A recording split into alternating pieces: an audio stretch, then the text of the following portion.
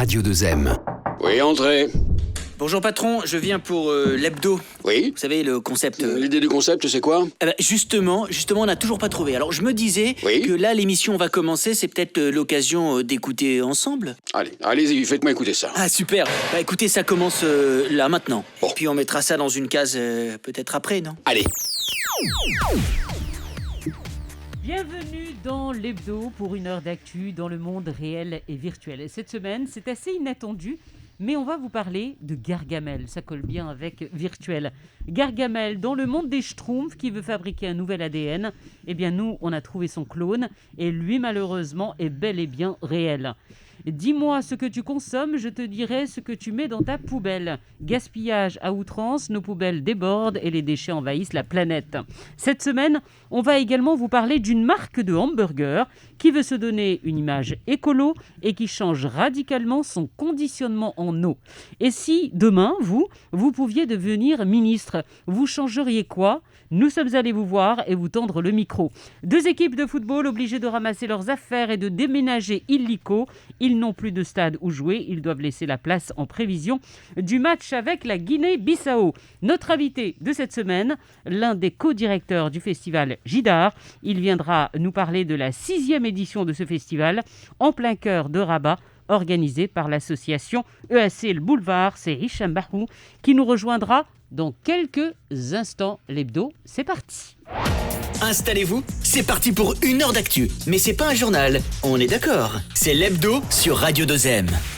Bonjour à tous. Bonjour. Bonjour. Comment ça va ? Ça va très bien. En forme. Écoute, Bonjour Salima. ça commence bien. Non mais oui, bonjour à tous. Qu'est-ce qu'il y a ? Mais pas du tout. Et pourquoi tu dis pas bonjour ? Mais non, mais bonjour. D'accord, ça commence bien, comme dirait Amine. On débute avec l'image de la semaine,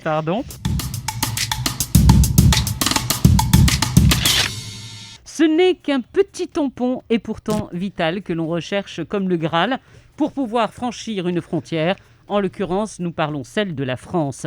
La France a décidé de réduire et de manière drastique les visas pour 3 pays du Maghreb, le Maroc, la Tunisie et l'Algérie. Pourquoi ? Eh bien tout simplement parce que la migration est au cœur en ce moment de la campagne présidentielle. Les surenchères sont lancées pour séduire les électeurs d'extrême droite et certains sont prêts à tout, même à bafouer le langage diplomatique. Il faut choquer et frapper fort, comme cette sortie du ministre français de l'Intérieur qui restera dans les annales. Et nous, on leur dit, tant que vous ne reprenez pas vos compatriotes, eh bien, on n'accepte pas vos compatriotes. Ça va durer combien de temps, cette politique de visa ? 6 mois ? On verra bien. Jusqu'à la présidentielle ? Non, je vous vois venir, monsieur Bon. Ben oui. Gérard Darmanin sur un plateau qui affirme « Tant que vous ne reprenez pas vos compatriotes, on n'acceptera pas vos compatriotes ». C'est assez inédit. Juste pour rappel, ce dossier de l'immigration, ça fait des années et des années que ça dure. En 2007, un tout petit rappel, déjà, le groupe Zebda, très engagé sur la question de la migration, nous disait de rester motivé face aux pays qu'on enchaîne. Ami, entends-tu le vol noir des corbeaux sur nos plaines ? Ami, entends-tu les cris sourds du pays qu'on enchaîne ? Oh ouais, partisans, ouvriers, paysans, c'est l'alarme. C'est en effet l'alarme pour de nombreux acteurs culturels encore aujourd'hui, en 2021. Pour rappel, Zebda avait repris et transformé les paroles du chant des partisans. Le poing levé comme pour manifester. Réaction. Pour moi, ridicule. Et en plus, c'est typiquement le type de phrase choc que certains Français veulent entendre en ce moment.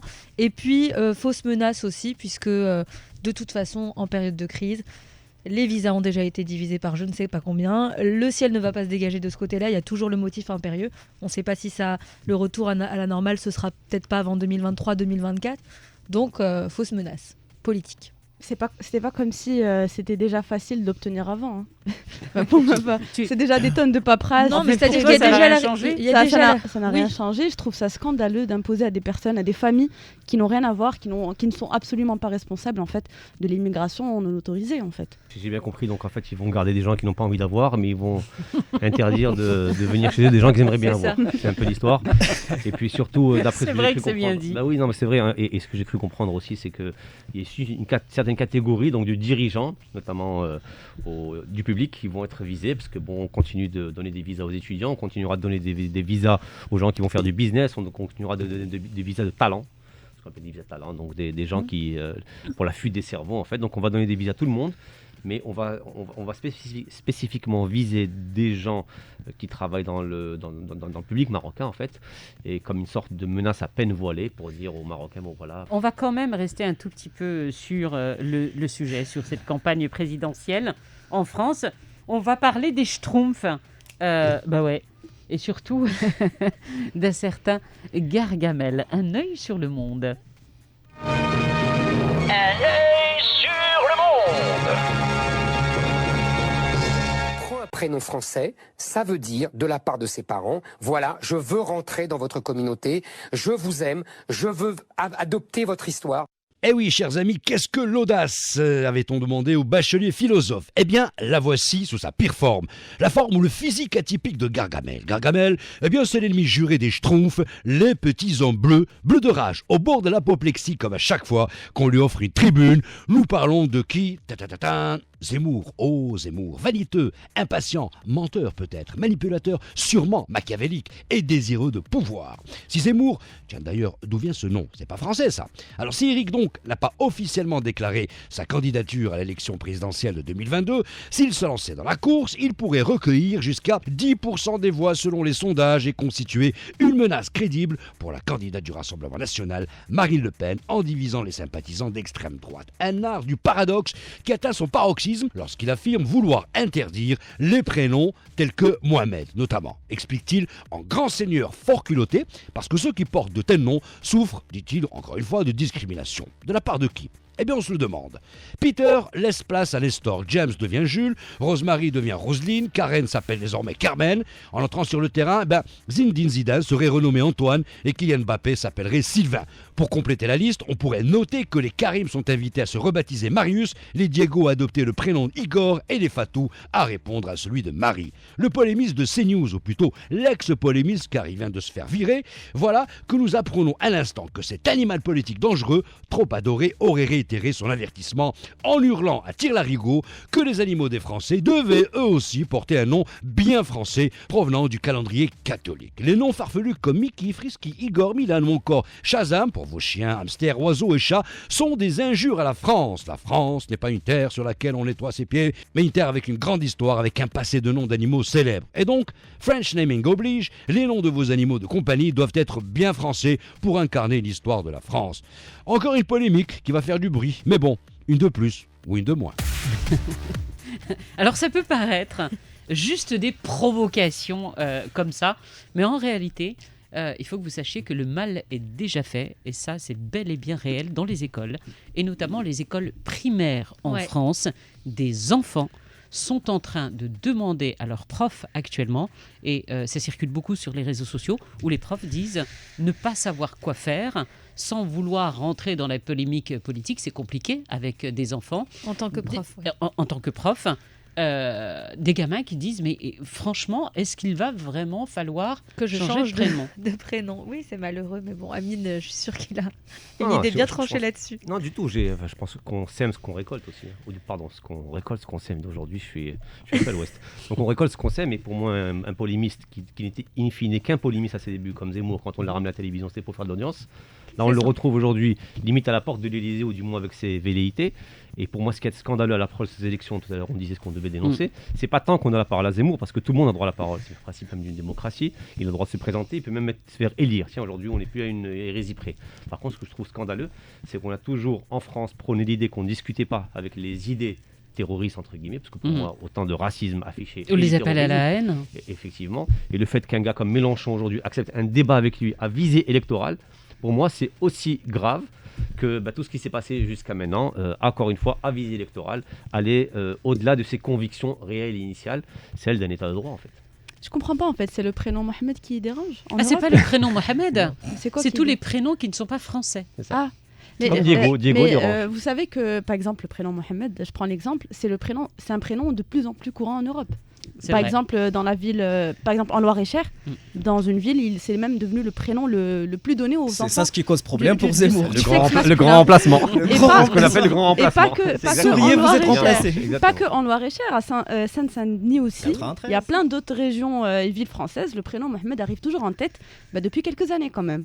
Donc C'est le problème. C'est le problème. Ouais. Enfin, pour Zemmour. C'est tout le problème que ça lui pose, mais c'est vrai que dans les listes et les comptages qui sont faits, c'est un prénom qui revient en tête. Je peux te dire juste un petit truc Bien sûr. Moi, ce que je trouve problématique, On est et un c'est tout quelque petit chose peu là pour ça. qui revient en fait depuis peut-être une vingtaine d'années, quand on dit en fait que Zemmour va décider peut-être de se présenter aux élections, juste en fait parce qu'il sort ce genre d'idée, c'est-à-dire qu'il condense en fait toutes les Complètement. problématiques des Français Complètement. en une sorte d'idée majeure. Et C'est- le mec n'est même pas encore candidat, quoi. Et puis on n'a jamais vu quand même en politique, une ça s'appelle un promo positionnement, ça marche très bien. de dingue Oui, mais, pour un C'est livre. qu'il y a des gens qui se sont positionnés il n'y a pas longtemps et qui sont restés 10 ans au pouvoir chez nous. Selon 10 ans toi- de commande chez nous. Ouais. Selon toi, Mélenchon, il devait refuser ce débat? Ah Pardon. oui, très largement. Bah, On c'est a- surtout pas- qu'il avait pas dit qu'il fasciste. refuserait toujours Oui. de débattre avec lui. Bien Non, mais évidemment. voilà, et puis surtout, il y a une formule consacrée, c'est qu'on ne débat pas avec les fascistes. Bah. Parce que dès lors que tu acceptes de débattre, c'est que tu estimes que leur parole vaut quelque chose. Or, un garçon comme ça ne devrait pas avoir lieu, justement. Tout de suite, le reportage de l'Hebdo. Bouchez-vous le nez, on va parler de vos poubelles. Le reportage de l'Hebdo. Salima a décidé de nous parler de nos poubelles aujourd'hui. Pourquoi ? Eh bien, il y a parce qu'un tiers de la nourriture est gaspillée chaque année dans le monde entier, l'équivalent de 1,3 milliard de tonnes. On ne sait même pas ce que ça représente finalement, 1,3 milliard de tonnes. Et le malheur, c'est que cette quantité suffirait à nourrir toutes les populations qui meurent de faim. Un Marocain jette en moyenne 5 kilos de nourriture par semaine. Ça fait environ 250 kilos par an, autant qu'un Anglais. Et quand même 2 fois moins qu'un Hollandais, tenez-vous bien, 541 kilos de nourriture. Mais c'est de la nourriture comestible ou ce sont des déchets? Non, je parle de nourriture. Comestible. Oui, comestible. Quelle générosité. Voilà, exactement. ça augmente pendant le ramadan, j'imagine. Oui, c'est plus pendant le ramadan, Ouais. d'ailleurs on en avait parlé l'an dernier. Exact. Et pourquoi ? Eh bien parce qu'au moment de faire les courses, nous achetons de manière aléatoire, sans trop vraiment réfléchir au repas que nous allons préparer. Et notre réfrigérateur est notre première poubelle. Mais en êtes-vous réellement conscient ? Je pose la question autour de vous, à quelle fréquence sortez-vous vos poubelles ? Moi, je dirais un jour sur deux. Après, ça dépend. Est-ce qu'on vit tout seul? Est-ce qu'on est en famille? Tout ça. Parce que je crois que les gens qui. Non, on te demande toi. Moi, t'es je sais tout pas, seul. une Je suis fois pas par trop semaine. poubelle, je suis pas trop poubelle. Une fois par semaine. Une fois par On n'ira semaine. pas dîner chez toi. Hein. Hein? On n'ira pas Moi dîner non chez plus, toi. purée. Non, allège, parce que je sais pas, tu fais des pâtes avec de la cafetière, tu sors des poubelles, non? Une fois par semaine, mais que ça tente de macérer tout ça. Hein. Mais non, mais vous êtes nuls. Mais non, c'est mon gars, une fois par semaine. Et toi ? Bon, en gros, T'imagines une fois par semaine? Mais non, mais c'est pas une fois par semaine. Ah ouais. Je voulais dire, c'est plusieurs fois, une fois par semaine. Donc, Je crois que tu t'enfonces. c'est. Yacine, tu t'enfonces dans tes poubelles. Bon, il est temps de faire rentrer l'invité, monsieur. vous allez me laisser finir. Il n'y a pas d'action nationale pour lutter contre le gaspillage alimentaire, mais des petites initiatives. Je vous présente Wafa, alias Écolo, rien de trop, 30 ans. Elle s'est lancée dans le zéro déchet il y a bientôt 5 ans. Et là, la nuance est de taille, Amine, parce que là, il s'agit de déchets alimentaires, enfin de nourriture gaspillée, mais aussi de déchets type emballage. Et croyez-le ou non, cette jeune femme produit zéro gaspillage. Zéro déchet, pas 1 gramme, même les épluchures de certains légumes ou fruits. C'est le cas de la pastèque. Regardez, elle les découpe en petits morceaux. Je parle de la peau, hein. En petits morceaux, le met dans un bocal avec de l'eau, de l'huile d'olive, ça va fermenter pendant 3 semaines. Et après, ça se consomme comme un légume en fait. Elle a renoncé au shampoing, au yaourt, au lait, à tous les produits emballés. Donc à 95% des produits C'est qui quoi se ces trouvent hippies là? dans un supermarché. Non, mais c'est un choix de vie comme un autre. Et puis on n'est pas obligé de commencer par là quand on décide. Bah oui, complètement. On peut y aller petit à petit. Exactement. Et il y a 1 milliard de solutions pour réduire ces déchets alimentaires. Se forcer à cuisiner avec vos restes avant d'aller faire les courses. Préparer les menus de la semaine aussi, pourquoi pas. Je vous propose de l'écouter avant. Le zéro déchet m'a appris que c'est au moment d'acheter qu'il faut réfléchir parce que c'est là où les déchets se créent à la base, c'est au début. Du coup, il faut tout d'abord terminer ce qu'on a et petit à petit changer, voir en fait quels sont les produits qui créent le plus de déchets chez vous. Tout le monde, comme j'ai dit, tout le monde me disait mais pourquoi tu fais ça? Mais moi j'y croyais en fait parce que j'ai vu à quel point ça nous impacte les problèmes de l'environnement et à quel point les déchets ils sont directement liés. Mais maintenant je me sens pas seule parce qu'il y a par exemple sur les réseaux sociaux il y a des personnes qui me contactent et qui viennent pour moi et qui me demandent des solutions et tout ça. Voilà, sur sa page Instagram, elle est suivie par environ 5000 followers et ça augmente de jour en jour. Et donc, elle produit l'équivalent d'un petit bocal en verre par an. Et à l'intérieur, il y a de déchets. Elle a des tickets de caisse, des cartouches de stylo et des paquets de médicaments. Parce qu'elle ne peut pas faire autrement, il n'y a pas d'alternative. Mais attends, les paquets, par exemple, comment elle fait avec l'emballage de lait? Elle a renoncé au lait. Elle ne boit plus de lait. Après, c'est des problématiques un peu de bourgeois, moi je trouve la vérité. Enfin, mais par exemple, la vérité, je veux dire, c'est bien, la planète, c'est en danger. Qu'est-ce que ça, bourgeois? Attendez, on va pas aller demander à des gens qui trouvent même, qui gagnent 20 dirhams par jour de commencer à. Au contraire, elle achète que des fruits et légumes en vrac. Tout à fait, comment tu vas faire pour renoncer à du lait? Non, tu vas à la ferme et tu vas chercher du lait. Voilà, c'est des problématiques de bourgeois. On va aller à la ferme pour acheter du lait. Tu vas faire venir. J'ai pas bu de lait depuis 1940. Voilà, tu préfères boire du lait de soja. Non, je bois du thé ou du café. Elle a renoncé au yaourt, elle achète les pâtes en vrac, on n'est pas obligé d'acheter le Les gens paquet. font de plus en plus leur yaourt. Elle fabrique ses shampoings elle-même, son liquide vaisselle elle-même et puis ça coûte beaucoup moins cher. Elle a divisé son budget par 100, je crois. Elle a du temps. Elle a du temps pour faire ça. Bon, en tout cas, si vous avez... Bizarre.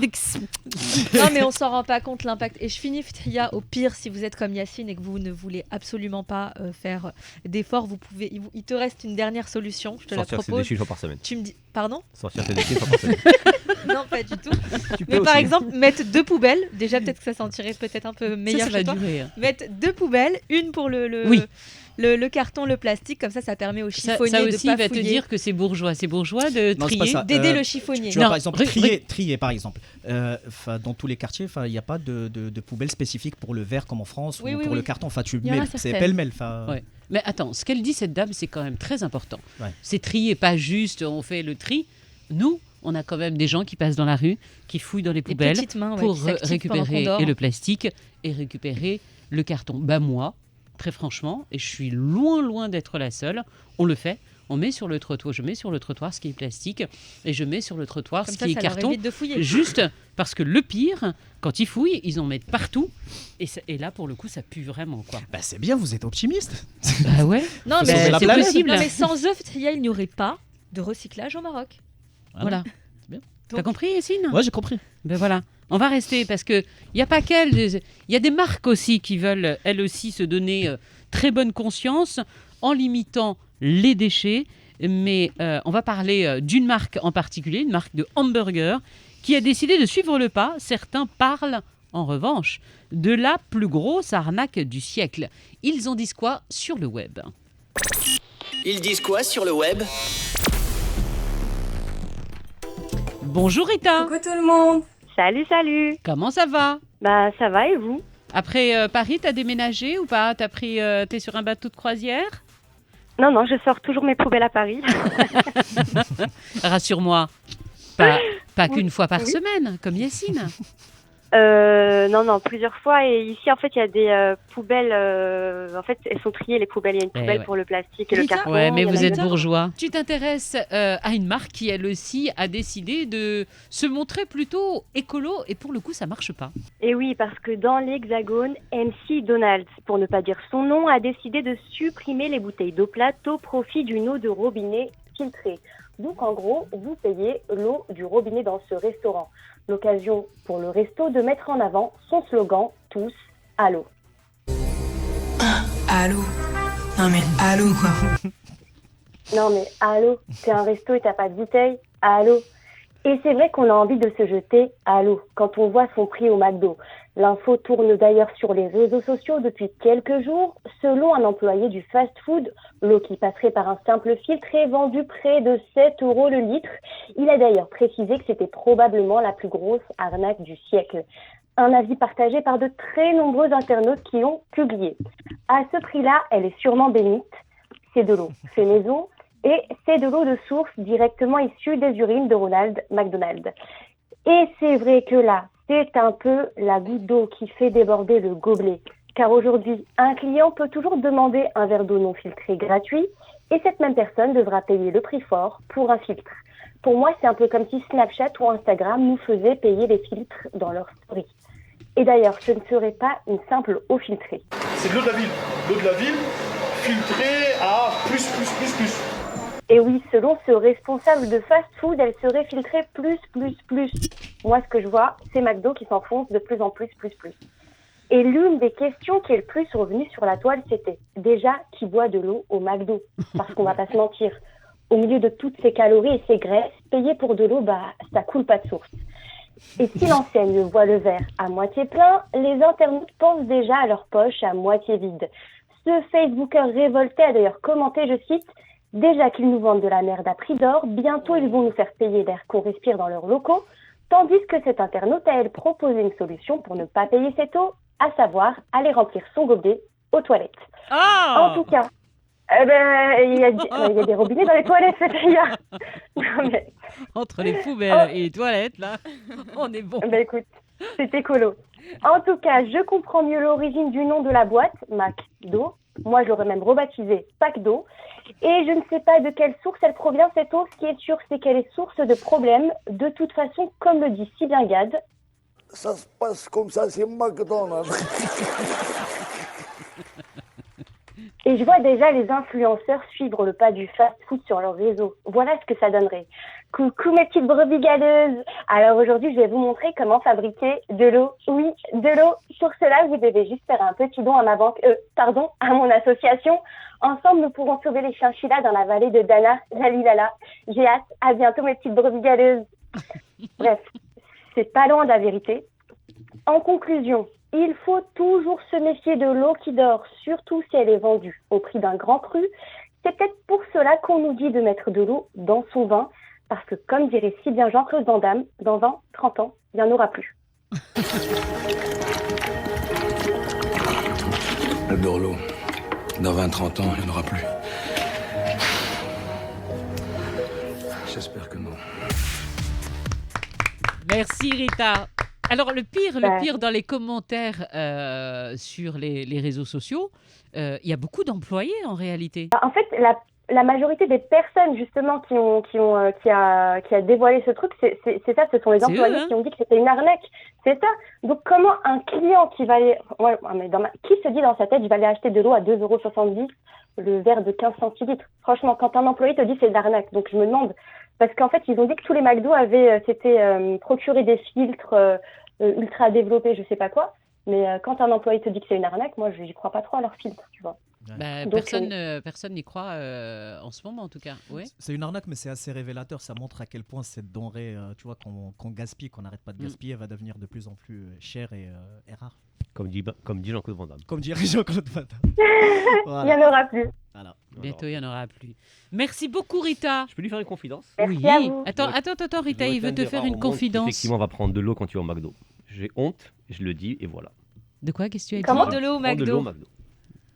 Moi, j'y vais pas, puis on va peut-être arrêter de citer la marque, là. Oui, comme vous l'avez cité 43 fois. Ouais, c'est vrai. Rita, tu as beaucoup cité.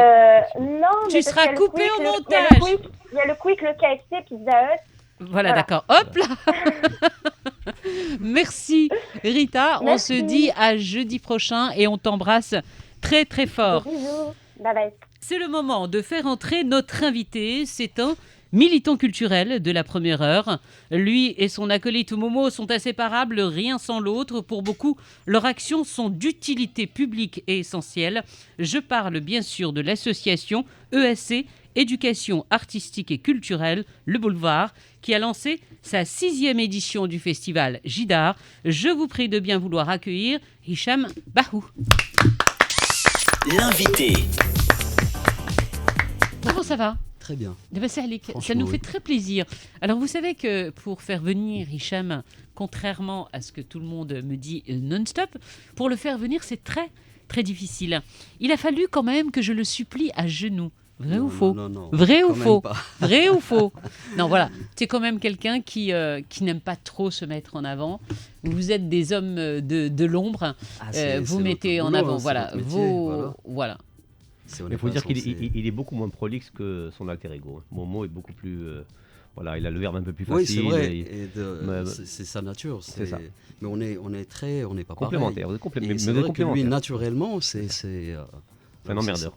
Hein? Voilà, oui, et puis c'est quelqu'un qui s'en l'aise avec du monde. Il faut du monde et puis la compagnie. Et puis c'est quelqu'un qui est spontané. Moi, je réfléchis. Alors que toi, tu es plus misanthrope, tout ça. Oui, pourquoi pas. Tu sais, en tout cas, aujourd'hui, c'est toi et Exospionnement. Moi aussi, je vais le tutoyer, notre invité. Toi, c'est toi qui es au devant de la scène aujourd'hui pour nous parler quand même d'un événement, le festival Jidar à Rabat, capitale des Lumières, capitale de la culture. On s'en doute, bien évidemment, l'année dernière, reporté comme tous les événements culturels. Oui. Mais est-ce que ça, juste avant de rentrer en détail en fait sur cette édition, est-ce que ça a été compliqué justement d'organiser tout ça, de faire venir des artistes de différents pays avec toutes les mesures sanitaires qui s'imposent en ce moment? Bien sûr, mais comme on va dire, on s'y est pris quand même assez longtemps, depuis l'année dernière, parce qu'on a reporté, on devait faire une édition l'année dernière, même après l'annonce du Covid, tout ça. Après, on s'est dit, après le déconfinement, c'est peut-être possible parce que c'est pas un festival où il y a du monde, voilà, pas beaucoup public, de monde. Il y a un artiste en plein air, perché sur sa nacelle, un assistant, un agent de sécurité, un coordinateur. Mais voilà, il y a très peu, à part les masterclass et les rencontres. On va dire, c'était pas très compliqué parce qu'on est bien accompagné aussi. On le monte aussi avec la ville de Rabat, avec l'équipe de travail de la wilaya, qu'on remercie. C'est-à-dire, on est au courant en amont des choses, des contraintes, on les a gérées. Tous les artistes étaient prêts aussi. Bon, il fallait être vacciné. Et on a de la chance aussi, on n'est pas tombé sur des pays qui sont classés, je pense, zone B. Donc, il y a eu aussi un choix en amont pour faciliter les choses. Donc, ça s'est fait bien tranquillement. Mais il faut dire, un festival de musique, par exemple, au Boulevard, on va engranger peut-être 250 artistes, musiciens. Ce n'est pas le cas Jidar. C'est quelques personnes, on a entre quelques artistes internationaux et les artistes nationaux, ça va, ça se gère, c'est pas très lourd. Alors Jidar, c'est quoi pour ceux qui ne connaissent pas? Des fresques qui ornent des murs froids et jusque-là sans vie, des sourires au coin d'une rue, des œuvres d'art XXL réalisées par des artistes marocains mais aussi venus des 4 coins du monde. Combien de pays représentés cette année? 6 pays, si ma mémoire est bonne. Il y a bien évidemment le Maroc, le Mexique, l'Espagne, la France, le Japon. Portugal? Pas de Portugal. Pas cette année, pas cette édition. Pas cette édition. Il y a 2 pays sud-américains. L'Argentine, bien sûr, l'Argentine. Voilà. Et, donc 10 œuvres 10 œuvres, 10 plus un mur collectif, avec une dizaine de jeunes artistes, menés et encadrés par Yessine Belbzioui, qu'on a beaucoup de plaisir à accueillir. Le festival Jidar, il y a un ensemble de murs, de fresques géantes, mais il y a aussi un mur collectif chaque année qui nous permet justement de découvrir, de repérer, d'accompagner des artistes. Il y a une thématique spécifique pour ce mur collectif cette année? Non, pas forcément. Il y a eu surtout le travail, c'est une espèce aussi de masterclass pour faire un travail collectif, de prendre en compte un peu le travail, d'harmoniser aussi et d'avoir aussi ce croisement jeune artiste et puis un artiste confirmé qui mène. Mais il y a aussi des rencontres, il y a des conférences. C'est important autour, c'est pas que vraiment de la fresque, c'est pas juste pour faire beau, mais c'est créer aussi une dynamique qui est de la pédagogie, des rencontres, des expériences. Et puis la rencontre de jeunes artistes avec des pointures. Quand tu as un artiste qui pendant 20 ans a fait des murs partout dans le monde, chaque quinzaine de jours, il fait un mur. Je vais juste il a beaucoup de choses à... Excuse-moi, Hicham, je vais juste rappeler à nos auditeurs que l'hebdo, vous le savez, vous l'écoutez, mais vous pouvez en ce moment même, pendant que Hicham parle, regarder les vidéos et toutes les fresques en images sur YouTube. Vous pouvez vous y rendre. L'émission est en direct et vous allez découvrir ces magnifiques fresques. YouTube, Instagram... Tout. La totale. Twitter, voilà, Facebook. Il y a beaucoup de photos, de vidéos et d'autres qui vont arriver parce qu'il y a un mur qu'on va finir aujourd'hui, vendredi. C'est le mur de la Mexicaine Paula Delphine. Une superbe fresque que je vous laisserai découvrir ça sur les réseaux sociaux. Donc 6e édition, ça veut dire que la ville de Rabat a 60 fresques alors. Oui, maintenant. Un peu plus. À découvrir quand même à travers la ville, c'est formidable. Un peu plus. Tellement de choses à dire par rapport à Hicham. D'abord, c'est un visionnaire parce que c'est toujours un garçon qui s'est installé, on va dire, comme un précurseur des choses qui ont marché par la suite. On se rappelle des débuts du boulevard, d'ailleurs, de voir ce qu'il est devenu. Et rien que pour ça, on le remercie aujourd'hui avec Géda. Et moi, ma question, c'est par rapport... Mais on réfléchit pas trop. Hein, non, j'imagine bien. On le saurait. Tu as vu sur le terrain, je pense qu'on le saurait si vous et tout le collectif. Et d'ailleurs, je crois que c'est ce que vous sauve. Si vous réfléchissez trop, vous n'aurez rien fait. Parce qu'à force de trop réfléchir, on se bride. Mais bon, ça, c'est un autre débat. Momo est un peu bridé, hein. C'est un petit pic. Elle était moyenne, celle-là. Était moyenne. Non, mais je ne pouvais pas me... Non, il fallait bien. Redevenons sérieux comme des crises cardiaques. Aujourd'hui, ma question est par rapport au street art.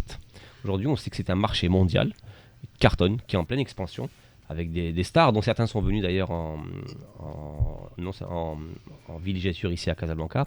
Je pense à Alec Monopoly, que certainement connaître effectivement, qui est une véritable sommité du street art, notamment new-yorkais. Et pourquoi est-ce que c'est un art aujourd'hui qui ne prend pas au niveau, en termes de marché? C'est-à-dire qu'aujourd'hui, on a toujours l'impression que c'est quelque chose pour embellir des murs, c'est du dessin, en fait. Mais aujourd'hui, pourquoi on a du mal à l'installer en tant que valeur marchande, comme pourrait l'être aussi l'art pictural marocain dans sa globalité. C'est-à-dire qu'aujourd'hui, nous avons un véritable marché avec des artistes hyper à côté, que ce soit au Maroc, même à l'étranger. Donc on parlait des Mahibimbim, par exemple. On peut en citer une quinzaine. Mais aujourd'hui, pourquoi est-ce que le street art n'arrive pas à s'imposer au niveau mondial comme étant une discipline aujourd'hui qu'on peut monnayer et avoir nos propres stars aussi? Ça se fait ailleurs, au Maroc, c'est jeune. Hein. On est une scène assez jeune. Oui, beaucoup de talent, mais justement, le but justement derrière Jidar et Sbarabara qu'on a lancé en 2013, c'était justement de développer, parce qu'avant, il y avait le constat, il n'y avait pas de muraliste au Maroc. On cherchait un muraliste en 2011-2012. On a trouvé personne, on a eu beaucoup de mal pour faire une fresque, d'ailleurs, au Technoparc de Casablanca. Et c'était parmi les raisons qui nous ont motivés pour lancer quelque chose avec Salah Mallouli, qui est le directeur artistique, qui suit un peu la scène, les jeunes artistes. Mais c'est une scène très jeune aujourd'hui. Il y a une dizaine de jeunes Marocains et Marocaines qui sont brillants, qui ont développé une maturité. C'est important aussi, c'est important. C'est pas juste pour faire beau ou c'est pas juste de l'esthétique. De Amine, ça a permis aux Marocains de découvrir ce talent-là qu'ils ne connaissaient pas. On connaissait les tags, aller sur les murs, pas plus que ça, il y a quelques années au Maroc. Aujourd'hui, auprès de plusieurs publics différents. Exactement. Mais aujourd'hui, de voir de véritables œuvres d'art, parce que ce sont des œuvres d'art pour certaines. On aime ou on n'aime pas, mais quoi qu'il en soit, il y a un véritable travail artistique. Est-ce que ça a permis justement à certains jeunes de se faire connaître et peut-être même de se placer sur le marché? Bien sûr. Justement, j'allais venir à ça parce que aujourd'hui, en 7-8 ans, il y a eu quand même beaucoup de jeunes qui se sont lancés, pour en faire un peu leur métier, leur occupation principale. Des jeunes qui étudient aujourd'hui aussi, des autodidactes qui étudient, qui se mettent à fond sur ça. Moi, je parlais de Dinam, par exemple. Bon, lui, il est issu des Beaux-Arts. Il est aujourd'hui en Belgique pour poursuivre ses études. Et il est brillant. Il a fait de superbes murs à Casablanca et à Rabat. C'était parmi ceux qui ont participé au tout début au mur collectif, qui ont été, on va dire, piqués par ça et puis qui ont développé. Nous, on crée des occasions et puis il y a des gens qui viennent et qui s'installent. C'est nouveau au Maroc par rapport par exemple, à beaucoup de pays en Amérique du Sud où c'est une culture populaire. Beaucoup d'artistes cette année, en fait, ils ont été victimes d'actes de vandalisme après avoir réalisé de magnifiques fresques murales. On en a vu, je pense, 3 personnes ou 3 Marocains. Et Alec Monopoly, par exemple, sa fresque, elle est restée une semaine à Casa. Après, ils ont tout repeint. Alors que c'est Alec Monopoly, ils ne s'en rendent pas compte. Oui, mais les gens, ils ne savent pas. Ils savent pas, c'est connu chez une élite, une minorité quand même. Ce que je veux dire, c'est ça aussi l'art, le street art ou l'art urbain ou l'art dans l'espace public. Mais non, surtout dans l'espace public. Mais qui reste un art éphémère. Non, mais le fait aussi, c'est un art éphémère, ce que je veux dire. Et on va reprendre tout à l'heure, mais comme on est en train de déborder, je vais rebondir sur l'engagement peut-être et la responsabilité des autorités locales et de nos politiques. Si tu devais être ministre un jour, tu serais ministre de quoi ? Ministre de la bonne humeur. Oh, c'est joli ça. C'est pourquoi pas. Et ça très joli. Parfaitement. Je peux t'assurer que ça dit quoi. C'est vrai. Moi, je dirais de l'agriculture. Oui, l'agriculture, c'est bien. Jingle, la parlementeuse. Allô ? La parlementeuse. C'est la question que tu es allé poser dans la rue à tout le monde en attendant ce nouveau gouvernement. On est tous toujours impatients, ça tarde. Tu allais demander à tout le monde s'ils étaient ministres, ils feraient quoi ? Et toi d'abord, tu ferais quoi si tu étais ministre, si on te donnait l'opportunité de devenir ministre ? Moi, si j'étais ministre, j'apprendrais aux ministres à mieux communiquer avec les jeunes déjà. Après, je vais former les jeunes à mieux comprendre les politiques, voilà. Et si j'étais ministre des Sports, je vais commencer par ça, je veillerais à ce que les jeunes fassent un maximum de sport et que ceux qui aiment le sport aient l'accès facilement, même à l'école. J'ajouterais des terrains de proximité dans toutes les villes du Maroc, dans chaque quartier, en milieu rural comme en milieu urbain. Si j'étais ministre des Finances, j'augmenterais terriblement le prix du tabac. Je dépenserais de l'argent pour restaurer les toilettes publiques, je réduirais tous les tarifs pour les jeunes. Et si j'étais ministre de la Culture, je baisserais les tarifs de cinéma. Je cherche à exporter notre musique partout dans le monde et j'en passe un maximum à la radio. Je laisse tous les films en version originale parce que c'est de meilleure qualité et ça développe le niveau de connaissance des langues étrangères. Si j'étais ministre, je ferais venir les femmes au pouvoir pour un monde plus fort, moins violent et plus réfléchi, où l'amour sera l'élément majeur. Et enfin, si j'étais ministre, je ne ferais pas de promesses que je ne peux pas tenir. Du coup, tu seras jamais ministre. Voilà. Sur cette chute-là, on est certain maintenant que non, tu seras à la radio. C'est bien mieux la radio. Je suis allée demander aux gens dans la rue, oui.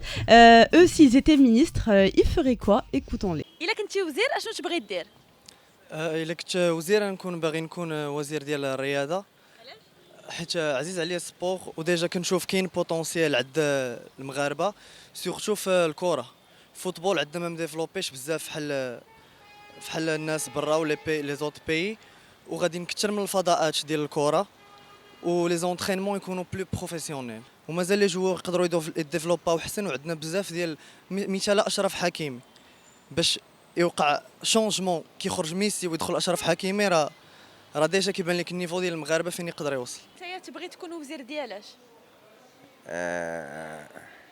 وزير التعليم هو الاساس ديال المجتمع. الا كان عندك مجتمع راقي ما عندكش الاميه ما عندك راه هو غادي يسير راسو براسو ما كيحتاجش انه وزير. ربما وزير يكون كمبيوتر من مستقبلا روبو يقدر يكون وزير. انا ما كرهش يعطوني وزير الداخليه حيت السيبه اللي ولات الشفره اللي ولات بزاف المسائل اللي ما بقيتيش كتمشي مأمن فهمتي. التليفون ما تقدرش تهزو معاك ما تقدرش تخرج مع والديك في الزنقه مثلا كنتي خارج بالليل ما تقدرش تخرج يعني وليتي غادي وخايف من راسك انت خايف منه. Un grand passage sur le sport qui revient souvent. Oui, Yassine. Ouais. Moi, j'ai une question à poser maintenant qu'on parle de tout ce qui est ministrable. D'après toi, futur ministre de la Culture, spéculation. Honnêtement, je ne suis pas beaucoup un peu toute la mécanique la langue de bois. Des élections. Non, mais vraiment, hein, c'est vrai. Parce qu'il y a des noms qui commencent un peu à sortir, des trucs comme ça. Je sais pas, après, il n'y a pas des histoires, ça peut sortir d'un parti ou d'un autre, donc c'est au-delà des noms aussi. Bien sûr que si. Donc, c'est pas il y a des noms, il y a Brahim Zned qui sort en ce moment, il y a peut-être il y a la reconduite de Firdaus peut-être. Par contre, pourquoi pas. Pour répondre à ta question sur le sport, il faut rappeler aussi qu'à l'époque, quand Moussa Bountriat était ministre, cette histoire d'accès de sport à tous avait été évoquée à travers justement les terrains de proximité. Tout à fait. Donc il en a lancé pas mal. Certains ont été de véritables réussites, beaucoup de grands fiascos, notamment financiers. Oui, mais l'idée, il y a des choses qui ont été faites. Non, mais il y a un gros budget. Je ne dis pas le contraire. Je dis juste qu'il y en a qui ont été de véritables, de francs succès, d'autres ont été des échecs cuisants. Après, il faut voilà, c'est des bilans quoi à faire. Mais au moins l'idée séduisante avait été posée sur la table, elle avait été traitée, elle avait été mise en place. Donc et ça reste à son honneur. Et bien justement, on va parler de sport tout de suite, d'une joie coupée nette de footballeurs à la recherche d'un stade pour jouer et même de qualifications qu'il faudrait impérativement décrocher. Il n'y a rien, ça joue. Y a rien, ça joue. Amine, sur le terrain. Amine, c'est à vous là. C'est à moi pour de vrai? Oui. Okay, non, en fait, tu te fais à chaque fois piéger avec ce jingle. La fin n'est pas très marquée en fait, donc j'attends toujours que tu me regardes, que tu me souris, que tu m'invites à parler. Là, ouais, on l'a fait exprès. Très bien. Bon, et à chaque fois, ça marche. Jusqu'à maintenant, mais après, quand ça marchera plus. Non, sois gentil avec moi parce que je suis un peu triste là. Je vais faire une chronique un peu sérieuse parce que le miracle n'a pas eu lieu finalement. Donc, oui, comme vous le savez bon. tous. Notre équipe nationale s'est inclinée. En fait, elle n'a pas pu terrasser l'ogre brésilien en quart de finale de Coupe du Monde en Lituanie. Parce qu'honnêtement, l'obstacle était vraiment bien trop haut. Et l'adversaire, qui est quand même 5 fois champion du monde, il faut le préciser, bien trop fort. Voilà, c'est du futsal, effectivement. Donc, il ne faut pas s'y tromper. Ça ne s'est pas joué à peu. On n'a pas existé dans ce match-là. On a été dominé de la tête, des épaules, des pieds, de toutes les parties du corps. Mais est-ce qu'on a été minable? Il y a eu des occasions pas minable. Quand même. Il y a eu quelques occasions. Très peu. Vraiment très peu. 2 ou 3 tirs, en fait, même par la suite. C'est historique, ça. C'est historique, bien sûr. Tu parlerais d'un mauvais jeu ou plutôt d'une équipe trop forte face à eux? Une équipe simplement trop forte, c'est ce que je viens de dire. Une équipe qui a quand même été 5 fois champion du monde et qui sera très certainement le vainqueur de cette compétition-là. Mais limite, on s'en fout. Parce que je pense honnêtement que l'essentiel a été ailleurs. L'essentiel, en fait, c'est dans ce rêve que cette équipe du Maroc, double championne d'Afrique et championne arabe, je le rappelle, nous a servi 2 semaines durant. Et rien que pour ça, on les remercie. Et cette certitude aussi qu'aujourd'hui, avec un peu de sérieux, parce que Guy est un monsieur très très sérieux, du travail, de la compétence aussi un petit peu, il en faut, et de la continuité, ça fait longtemps qu'il est à la tête de l'équipe nationale, on peut tutoyer les sommets et aller titiller les meilleures équipes du monde dans quelque discipline que ce soit. Et ça, pour moi, c'est encore beaucoup plus important que réussir une performance contre le Précis. Bien sûr, j'aurais pris, mais véritablement, c'était ça pour moi le point d'orgue de cette équipe. Ça t'a touché quand même. Ah oui, très largement. Tu sais, en plus, parce que ça fait la 2e semaine que tu nous en parles. Ah oui, parce que j'y ai cru. Et que moi, j'y ai cru, même si vous avez dit non, vous voyez, le Brésil. On n'a même pas dit ça. Si. Non, les paroles s'envolent, les écrits, ou du moins à la radio. Non, la seule chose que j'ai dit. Voilà, exactement. Alors, je me corrige. La seule chose que j'ai dit, c'est que on parlait pas. Et pour moi, c'est une réalité. Je veux dire, on ne parlait pas avant au Maroc de futsal. Très, très peu. On n'entendait pas trop parler. Si, du fait qu'il était 2 fois champion d'Afrique d'affilée, champion arabe, on a commencé à en parler de Gig. Franchement, on en parle maintenant de 3-4 ans. Franchement, si Rimmel va faire un micro-trottoir... Non. Mais je voudrais qu'on n'en parle pas trop aujourd'hui de futsal. Parce que je te réserve une surprise pour la semaine prochaine. Très bien. Alors, rapidement, j'aimerais juste... Ne t'étale pas, tu vas beaucoup t'étaler la semaine à venir. J'en ai vraiment pour 2-3 phrases. La première, pour te dire qu'on est un vrai pays de futsal et pas de foot tout court. Parce qu'on joue essentiellement à 4 ou 5 dans des petits espaces et pas dans des grands terrains. Ça, c'est vrai. Et la seconde, j'aimerais tout juste remercier ces gens-là parce qu'ils ont été formidables. Donc merci à Hicham Gig, le chef d'orchestre. Merci à Reda, Mohamed, Ashraf, Youssef, Soufiane, Smaïl, Saad, Hamza, Othman, Enes et en fait et tous les autres qui nous ont, on va dire... Fait rêver fait rêver, surtout subjugués par leur combativité, dont manquent souvent justement leurs collègues surpayés du foot à 11, et en espérant en fait que tout ça serve à quelque chose, parce que quand Hicham Gig parle, il faut l'entendre, il a des choses à nous dire par rapport à ce futsal-là, et pour qu'on aille de l'avant, donc on va l'écouter un petit peu et on reviendra par la suite. خصنا المجالس تعاوننا، خص لي صال ما يبقاش هذاك الطابي في المغرب، خاص الباركي. هانتوما شفتوه، ها هو الباركي كيلعبوا فيه الباسكيت، تيلعبوا فيه الهوند. شنو هو السبب اللي خلى سعد كنيه ما يلعبش؟ هي الارضيه ديال الملعب ديال في المغرب. محمد جواد، فاتي عبد اللطيف، كلهم تهرسوا ليا لعابه تيتولير بسبب هذيك الارضيه اللي دونك هذا الباركي دابا صافي ضروره ملحه ان شاء الله. الا تعاونوا معنا بالباركي ودخلوا هذا الفوتسال في المدارس ولا دخلت في السيكل ديال القرايه ديال الاساتذه الرياضه، ثم درنا الفئات، كون على يقين ان هذه الرياضه غتبقى دائما في القمه ان شاء الله.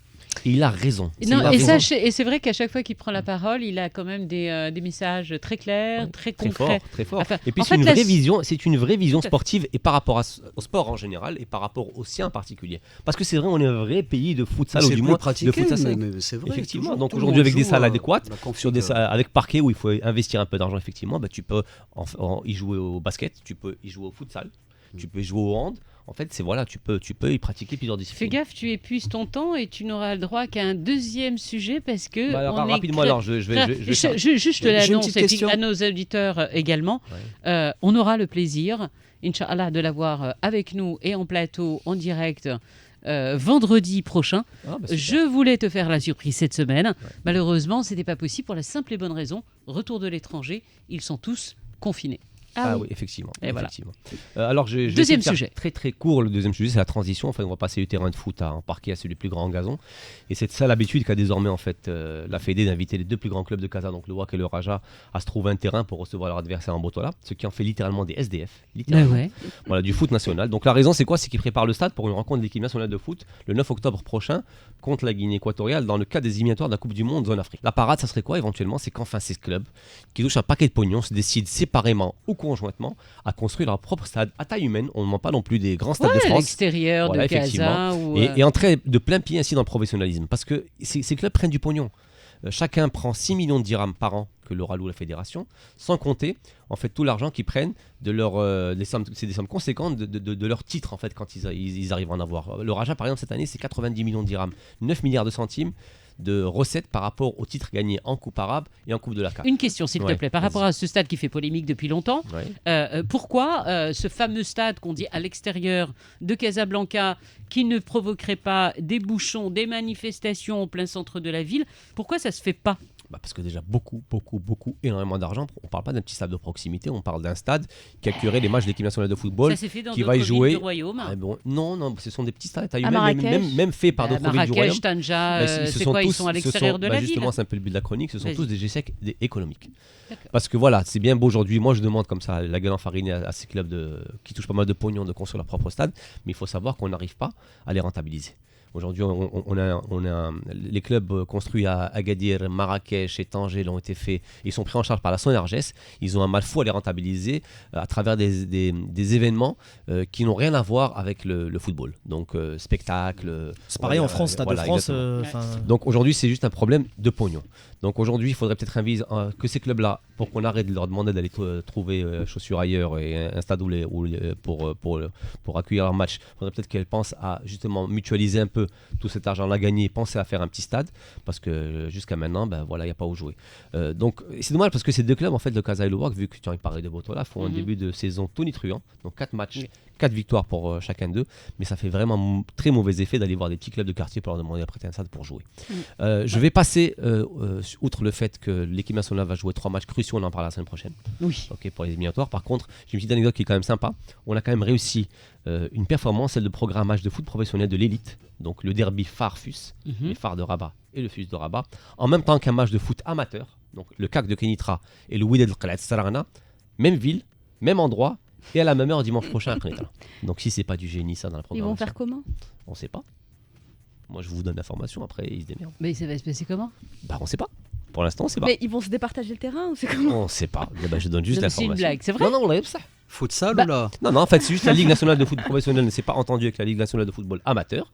Donc, comme aujourd'hui le stade de Rabat Moulay Abdallah est fermé, les Phares et le FUS, c'est un derby. C'est comme si tu parles de WAC Raja. C'est un derby.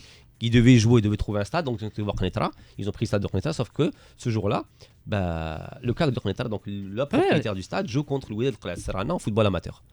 Donc peut-être qu'ils vont jouer à 22. Ah ouais, elle est énorme. Mais ça, c'est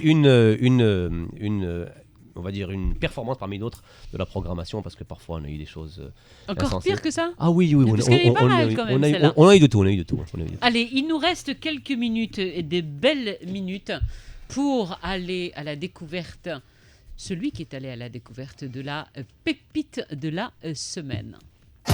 Radio 2M, la pépite de Yacine Tabouktirt. Qu'est-ce que tu nous as trouvé comme petite pépite cette semaine? Madame Laouni, chers collègues, Hicham Bahou, je suis complètement liquéfié par le trac. Cette phrase de mon cher collègue Amin Rahmouni lors de sa première chronique m'a profondément marqué et m'a fait prendre conscience d'une notion très importante. Le monde se divise en deux, ceux qui commencent leur chronique de la sorte et ceux comme moi qui vont la commencer avec messieurs dames, prenez une chaise, mettez-vous à l'aise et go go Chicago. Mais la division ne s'arrête pas là vu qu'une question persiste dans le milieu musical. S'il existait une seule rockstar marocaine, ça serait laquelle? Alors beaucoup de débats, d'embrouilles, de séminaires, de conférences, d'études financées par le ministère de la Culture essaient de trouver la réponse à cette énigme vu qu'on hésite encore entre le Houssine Slaoui, Tchachinoui, l'Arbi Batman, Najat Tiabou, Rouisha, El Grande Toto, voire même Cheb Khaled vu qu'il a été naturalisé marocain le 20 août 2013 par Daher. Et pourtant la réponse est simple et devant nos yeux depuis des lustres. The Master of the Jarrah Style, Abdelaziz Stiati. Féministe de la première heure avec sa chanson Le Rabat, défenseur de la libre circulation à travers le monde avec son célèbre tube Le Visa ou le Passeport, Abdelaziz L'Arbaoui et Abdelaziz Stiati, surnom dû à la présence d'un 6e doigt sur sa main gauche, a chanté tous les sujets possibles et imaginables. Il a influencé plusieurs générations d'artistes. Il continue de créer des collaborations improbables comme celle dernièrement avec Smolix et Benny Adam. Il a aussi quelques casseroles comme le jour où il a décidé de sortir une chanson de rap, mais on peut pardonner à notre Ingui Malmsteen national cette bourde vu tout ce qu'il a donné à la musique marocaine. Et s'il existait une seule chanson capable de défendre ma théorie qui dit que Stiati est la plus grande rockstar marocaine, ça serait ce feat avec Oba Oba Spirit, Wakel Charbnes, qu'on s'écoute tout de suite.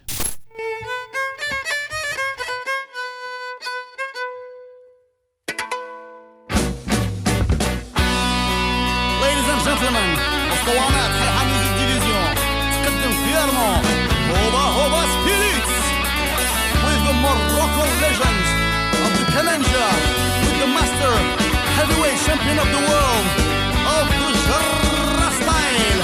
Ladies and gentlemen, Abdelaziz Stiati. نسيت راسي وجريت دورت وجهي ولقيت راسي بوحدي.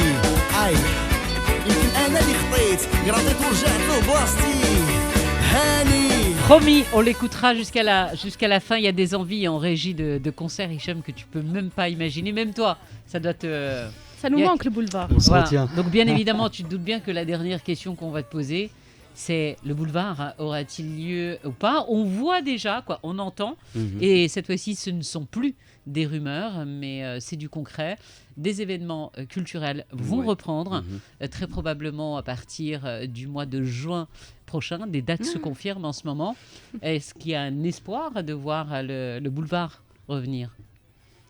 Je pense que oui, pour cette année, c'est moins, on va dire, on est moins dans l'incertitude comparé à il y a un an et demi. Maintenant, je pense avec les histoires de vaccination en collectif, ça va peut-être faciliter les choses. Il y a des signes, là, il y a des signes parce qu'il y a quand même des événements qui se font actuellement, des petits événements. Ça se gère avec les autorités de la préfecture ou du quartier. Il y a eu un concert aux Étoiles de Sidi Moumen, tout à fait. Il y a 2 semaines. L'Institut français très bien passé, qui a dévoilé sa programmation avant. Et puis les matchs, justement, on le attend public les dans matchs les de stades. foot. Voilà, ça va être aussi. Je pense que ça va être le véritable baromètre. Hein. Quand ils vont ouvrir les stades, là, nous, on peut être. Et on parle d'une éventuelle ouverture pour le prochain match du 6 octobre. Voilà, hein, exactement. On parle, et pour la première fois, on fait des officiels, parle du mot test. Donc c'est vrai que ce retour du public dans les stades risque de mettre d'abord de beaux moqueurs à tous les amateurs de football, mais aussi de voir si on va pouvoir des événements en public. Nous, je pense que ça va nous laisser le temps parce qu'on programme le festival au mois de septembre. Les prochains mois vont nous donner l'occasion d'observer, de voir un peu ce qui va se passer, l'histoire de tests, de matchs, la fréquence, et puis on va pas attendre juin pour décider parce que les choses se passent en amont avec les partenaires. Il y a des artistes qu'il faut programmer tôt, faut virer une part du cachet. Donc on est tenu de savoir avant. Ce qui était difficile, tout ce que vous faites, les caravanes pour les jeunes, pour le tremplin. Bien sûr, on a d'abord le Boultec à annoncer avant avec la programmation régulière. Le Boultec, d'ailleurs, sera ma dernière question parce que je crois que Oumaima va me tuer tellement je suis en train de déborder. Mais de se dire que ça ne s'est pas complètement arrêté, que des activités ont eu lieu ces derniers mois et que vous continuez en ce moment. Beaucoup moins par rapport à notre rythme régulier. Mais bon, on a fait toute la série de concerts Digital Concert, la série Replug, qui s'était très bien passée. On prépare là une deuxième, mais c'est vrai que c'était des moments difficiles pour nous, mais surtout aussi pour les artistes, qui jusqu'à aujourd'hui, on a déconfiné tous les secteurs, sauf... On oublie d'en parler, mais c'est pas qu'on oublie d'en parler, on n'en parle pas tellement, ça fait plus partie de notre... priorité. De vie, priorité et tout. Et... Enfin, déconfiner tous les secteurs, il y a beaucoup de choses à dire. Je parle du déconfinement de juin 2020, c'est-à-dire beaucoup, même si c'est difficile, peuvent essayer de trouver des occasions de chercher. Mais les musiciens, ils ne peuvent pas jouer. Dans les petits lieux, les cafés, restaurants et tout, ils ont ouvert les restaurants. Pourquoi n'ont-ils pas laissé au moins dans le petit coin le groupe jouer? Ces gens, ils payent les mêmes factures que tout Dire le monde. qu'on avait peur qu'il ne parle pas assez, qu'il soit timide dans son coin, en fait, tu vas devoir revenir. C'est grâce à toi, une fois que tu es parti, un vrai psychologue. Oui. Ouais. En tout cas, Je merci sens le Hicham piège. d'avoir été avec nous. Qu'est-ce qu'on peut te souhaiter? Une bonne reprise très vite. Les cheveux, des activités. Non, les cheveux. Et moi, je vais militer pour le. Non, je suis léger sans. Le ministre de la bonne humeur. C'est le ministre du bonheur ou le ministre de la humeur, bonne humeur? La bonne humeur. En fait, ça va ensemble, la bonne humeur et le bonheur. Merci à vous de nous avoir suivis. On se donne rendez-vous la semaine prochaine. On dit au revoir les enfants là, plutôt que de ranger les cartables. Au revoir. Et bonne rentrée. Salut mes fans. À tous. À bientôt. À vendredi. نسيت راسي وجنيت ضوت وجهي ولقيت راسي بوحدي يمكن انا اللي خطيت قرضيت ورجعت لبلاصتي هاني وسط جماعة مخبي ريحت في ودني مليون فوام يعاودوا نفس الكلام كبار وصغار فيهم فورماطين دماغهم الحمد لله ما تكلم